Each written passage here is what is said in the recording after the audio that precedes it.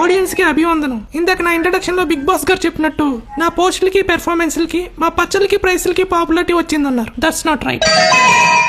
అప్పడాలు తినడానికి వచ్చిన కాకిని తరిమేయడానికి మనం ఎంగిలి చేత్తో ఉస్సు ఉస్సు ఉంటాం, కానీ ఆ కాకి అప్పడాలతో పాటు మన చేతికున్న మెతుకులను కూడా మోసుకుంటూ పోతుంది. అలా నా మీద రాళ్ళు విసిరారు అనుకునే ఆ రాళ్లతోనే నాకు కోట కట్టారు. నా ఇద్దరు అక్కలు గాని నా ఇన్స్టా అభిమానులు గాని ఈ అవకాశానికి కారణం కాదు. ఫిల్టర్స్ లేకుండా ఫేమస్ అవ్వగలనా, ప్రపంచం అంతా పచ్చళ్ళని పాపులర్ చేయగలనా అన్నప్పుడు మా ముగ్గురు కోసం మీమ్స్ చేస్తూ రాత్రి పగలు తినకుండా ట్రోల్స్ చేస్తూ ఈనాడు ఈ స్టేజ్ కి నన్ను పరిచయం చేస్తూ వాళ్ళు మాత్రం పక్కింటోడు కూడా తెలియకుండా పోయారే. వాళ్ళెవరో మీకు తెలియాలి. వాళ్ళెవరో కాదు, మిస్టర్ మీమర్స్.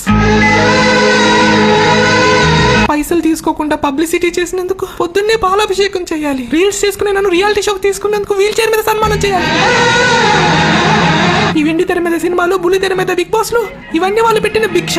రేపు బిగ్ బాస్ విన్నర్ అవగానే ఆ ట్రోఫీని వాళ్ళ చేతుల మీద తీసుకోవడమే నేను వాళ్ళకి ఇచ్చే శిక్ష. ప్లీజ్ రండి. వెళ్ళు మావా, వెళ్ళు వెళ్ళు మావా.